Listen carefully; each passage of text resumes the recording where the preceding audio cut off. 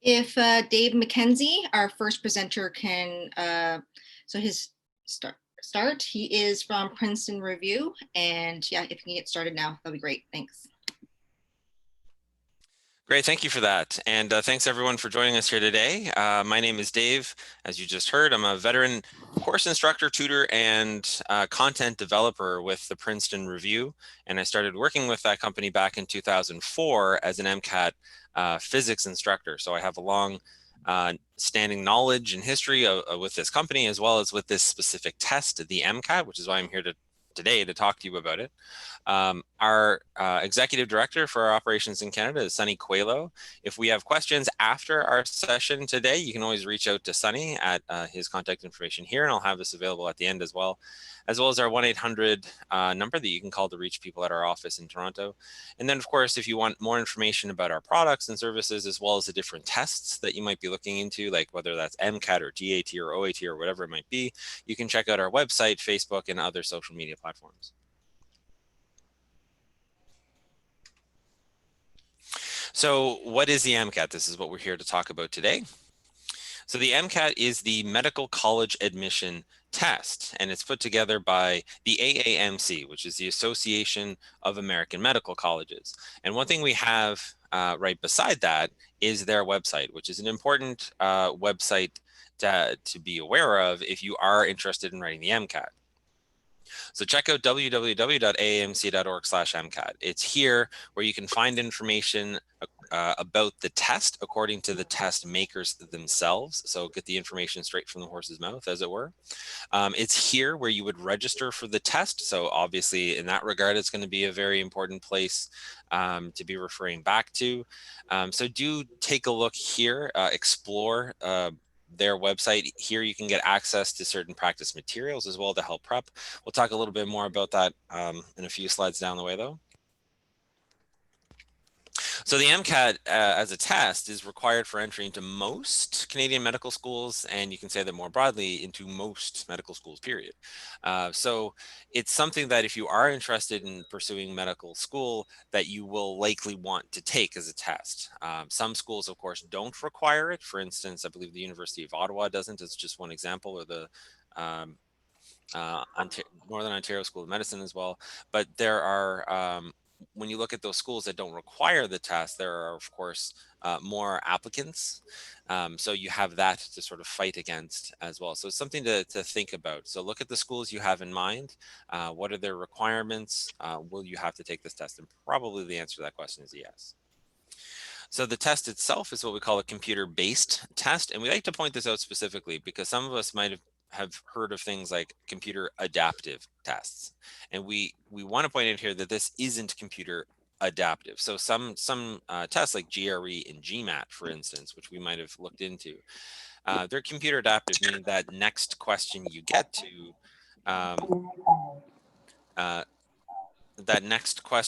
depends on how you did on your previous performance. So on that earlier question, and then there's no going back after you've gotten to that next question. It's not like that here with this test. Instead, this test, you have a set of questions and that's that. You can flip forward through them, you can flip backward. So it's like having a more standard paper pencil test, but it's just delivered on a computer screen. That's all that means.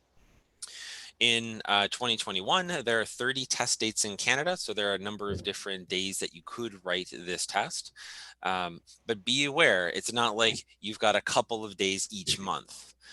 There's basically a dead season, which is now, where you don't have testing dates available. Instead, a lot of these dates are clustered into the spring and the summer. So we need to think about that logistically in terms of what is, your specific application timeline looking like, especially if you think you might need to rewrite the test. So there are two testing windows on days where things are offered. You've got a morning administration, which has a test start at 7:30 in the morning, and an afternoon administration where the test would start at 3 p.m. For this past year, or so many months at the very least, the MCAT has had a shortened version presented due to COVID.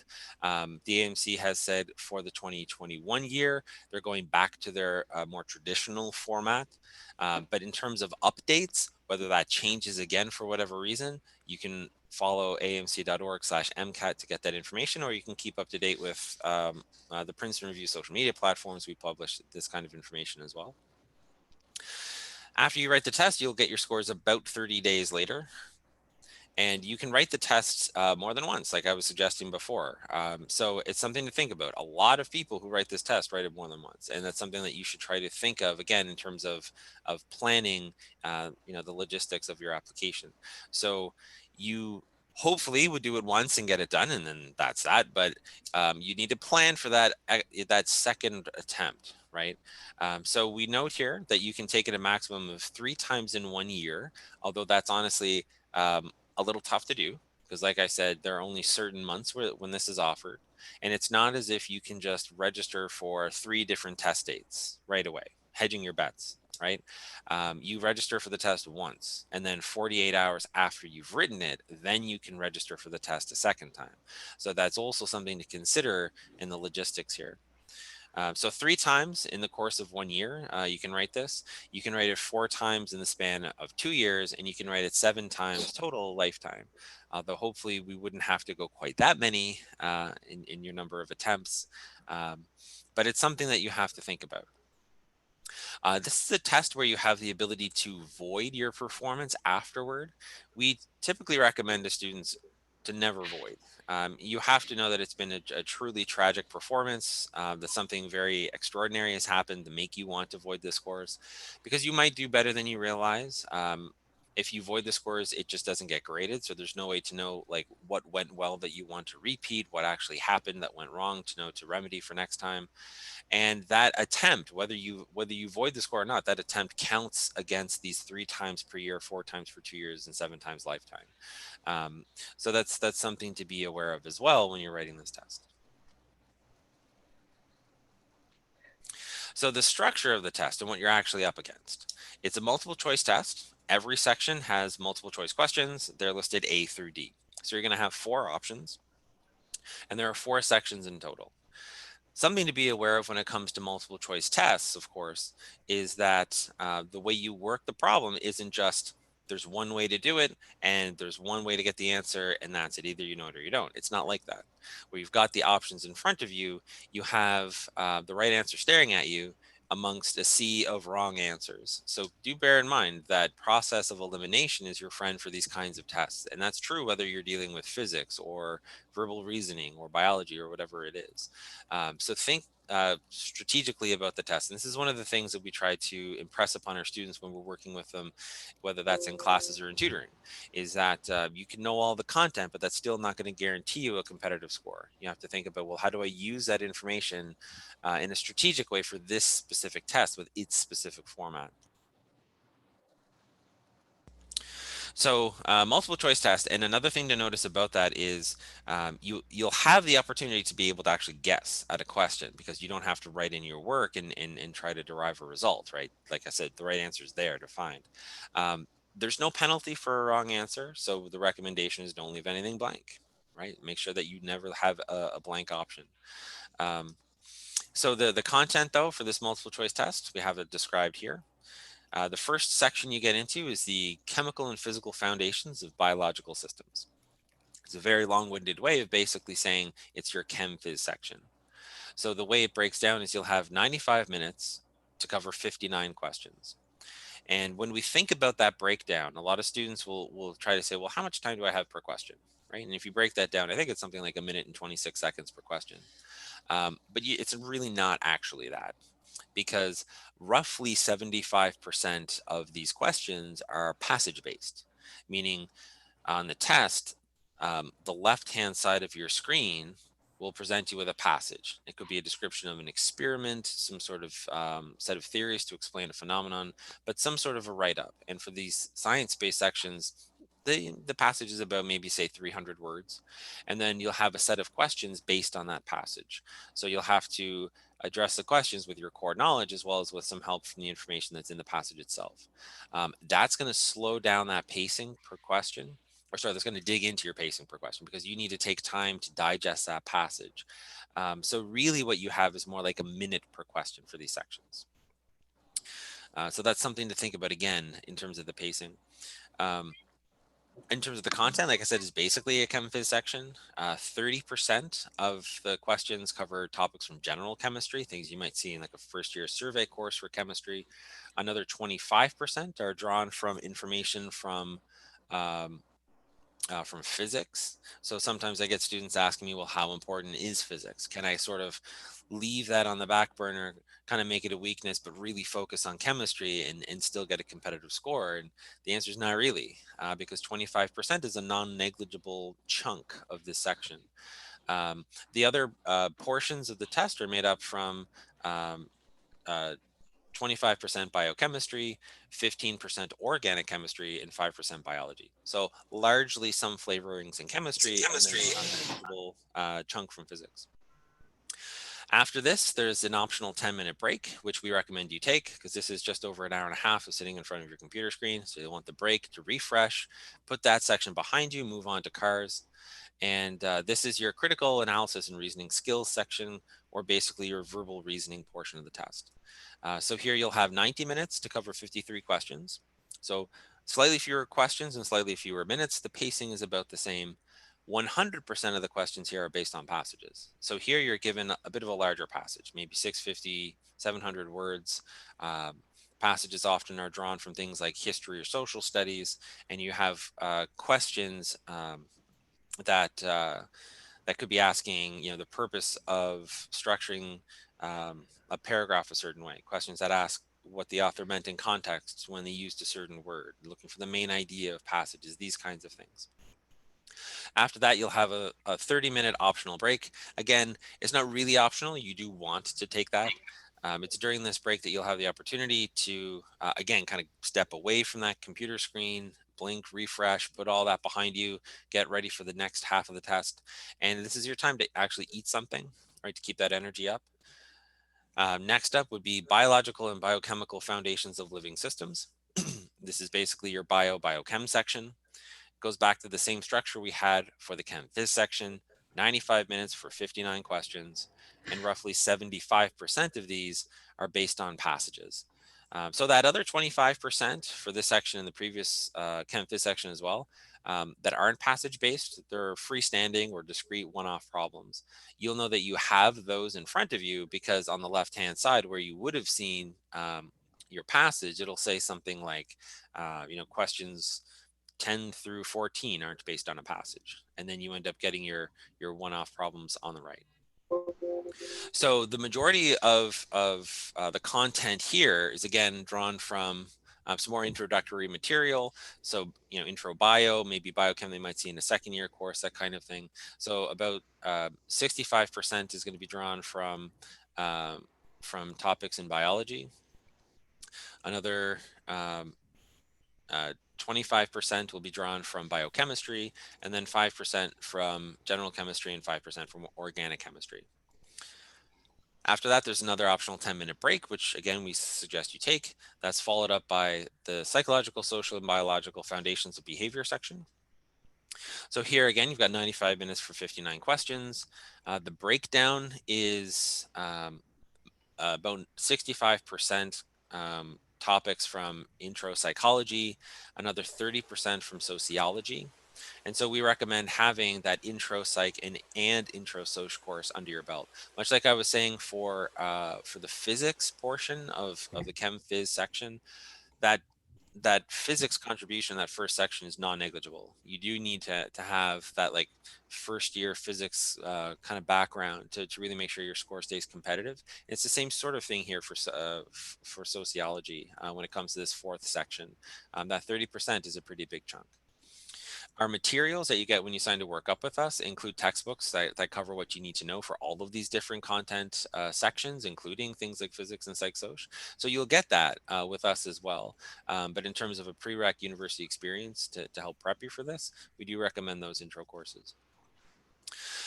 So that takes you through the test, which is a very long day, right? Just the content portion alone, 95 minutes, 90 minutes, 95 minutes, 90 minutes, and then you add in the breaks. as well as the time it takes to get in, to get checked in and seated, and that it's a very long day. You're looking at 7 hours.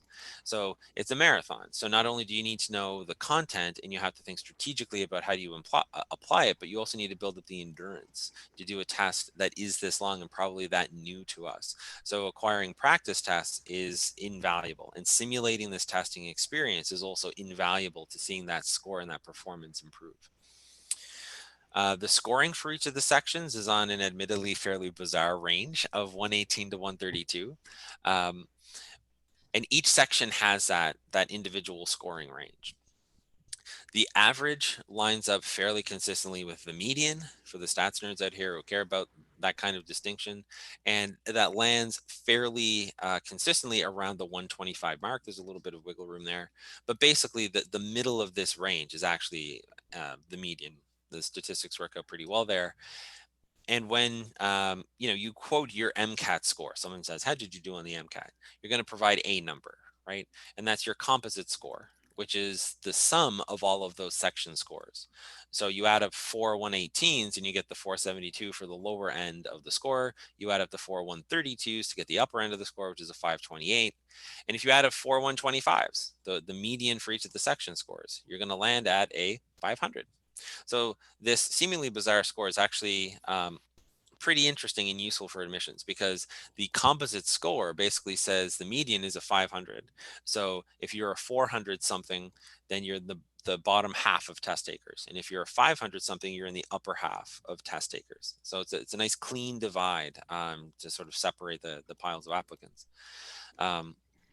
In terms of what makes for a good MCAT score, I mean, first and foremost, you want to just know for your schools of interest, well, what kinds of scores are applicants applying with? What are people matriculating with? Look at the different schools' admissions websites. A lot of schools are very good about publishing a lot of these kinds of statistics. So you want to figure out, well, what score do you need to hit? And then think strategically about this test. How can I make sure that I hit that score to get through this hoop? But I will tell you, if the average score of test takers is at about that 500, then you can imagine the average applicant is probably ahead of that average a bit. So maybe doing a point or so better than the 125 per section, getting you something like 504 to 508 maybe. And so then what would the average matriculant look like, who's probably beating that average, right? Or you can imagine what would you need to be competitive with respect to the average applicant who's a little bit higher than the average. Well, you would want to do maybe 2 or 3 points higher than that 125. So that puts you in that basically 510 plus range. So as like a general benchmark, that's another thing to be thinking of, to have a truly competitive score. You want that 510 plus if you can. So it's a pretty coveted number, and you'll see that if you start researching the MCAT. So things that you can do to help prep. Well, you can start with a practice test. Like I said, there's no better way to figure out what this test is actually like and what you're up against than to actually try it out, simulate the experience. So we have a free practice test that you can access through our website, and we have the link to that posted right here. And also through our website, you can access a free prep trial with us. So you can um, get a mock student account built up for you that gives you a sample of our practice test, like we see here, with its score report that breaks down your performance on each of the sections. And also within the sections, we break down how did you do per topic. So, here was your score for physics. And furthermore, here's how you did for classical mechanics, for electromagnetism, and so forth, and optics, and so forth. So it's very informative in that way. So you can really figure out, well, what were my strengths? What did I do well that I need to reproduce going forward? What were my weaknesses, the things that I need to really bone up on? And we also give you a sample of practice material as well, passages and drills that you can take a look at. You can download our MCAT flashcards app. You can get that in various app stores. It's also free. So it's a very useful tool when trying to prep and memorize various terms and such. And then you can also purchase a variety of products with us at the Princeton Review to help you prep for this test. We have private tutoring packages, which of course, being tutoring, it's built around your schedule. So it's super flexible. The syllabus is tailored to your specific needs. So if you say, well, I'm pretty strong on all of these other topics, but OChem, the only thing I know is that there are pretty hexagons. So you probably need some help there. So you can purchase tutoring to just get the blanks filled in for OChem, for instance. So that would be a 10-hour targeted package. You get all of the same materials, the textbooks, the access to the practice, tests, the drills, and so forth that you would if you took a full course with us. The tuition for 10 hours is $2,000 plus tax. Our most common product, our most popular product the students like to purchase to help prep is our MCAT Ultimate course. You have 123 hours of live instruction guiding you through the content and the strategies to help prep you for the test.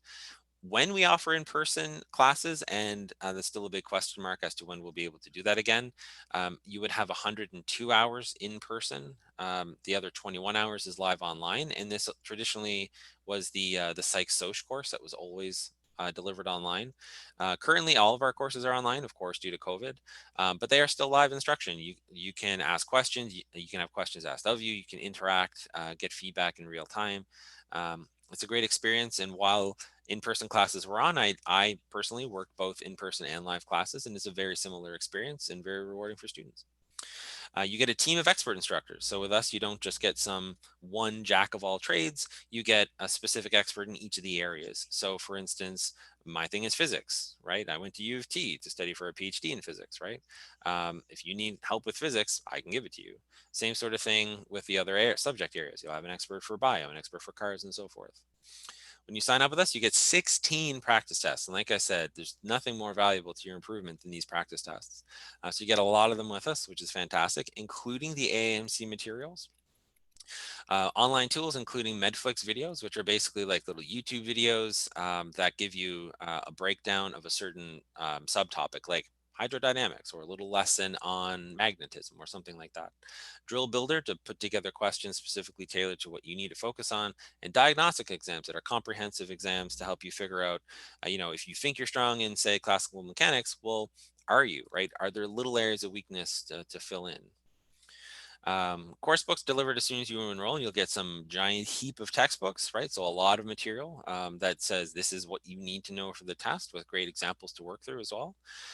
We have guarantees for improvement, which is something that you can inquire at our office about for more detail if you like. Convenient schedules, especially with courses being delivered online. There's a schedule really for everyone. They're offered at various times throughout the day, so that's very convenient. The tuition is $23.99 plus tax. We have a 510 guarantee that you can purchase. It's like purchasing a warranty. It's basically how that works. And like I said, you can contact our office for more questions about the specific ins and outs about the warranty. We have self-paced course as well, where you purchase the materials and basically you're working on your own through all of that. We have a car skill builder, which is a very helpful program put together to help improve verbal reasoning, which might be not exactly in our wheelhouse if we're a science background. So ideal for first and second year students. You build your foundational reading and reasoning skills. It's 15 hours of a live online program, and the tuition is $499 US without tax. For med school admissions counseling, kind of going past just the MCAT, we have application support that you can buy into as well, which includes essay editing, Casper preparation if your school requires that test, interview prep as well. The tuition is $2,000 plus tax Canadian for 10 hours, and half that cost for half the hours. You can also acquire a free 30-minute consultation by emailing infocanada@review.com, or just contacting our office with any contact information. So you can get a taste of what it would be like to have this kind of session, this counseling session, to set up what you need out of the application process in general. And then you can get a feel for, like, is this going to be something that you would want to buy into? So it's very much something that I think I would push on you to just try out anyway, get a little taste of what it is that you can get out of this program. And similarly, we have something set up for those of us interested in applying to international med schools, right? So there's often a lot of interest in places like Ireland, Australia, maybe the Caribbean as well. So you can get in touch with Renika Singh, our medical residency admissions counselor, for a 30-minute free consultation as well. And if you want to set that up, you can reach out to infocanada@review.com, or call our 1-800 number as well to set that up. And in terms of acquiring our products, do you want to get it cheaper? Of course you do. So we have various discounts. So $400 off our courses. We've got a program code that you can plug in online when you sign up. TOR HBSU $400, 15% off self-paced programs, and 15% off private tutoring and the admissions counseling programs as well. And just enter those program codes online or mention them when you sign in by calling someone as well, whether it's online or more in person. But that takes me through what I wanted to cover for our session today. So we've got a few minutes for questions if anyone has any.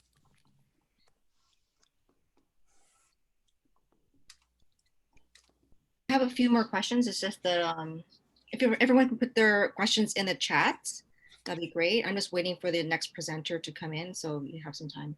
Okay, sure.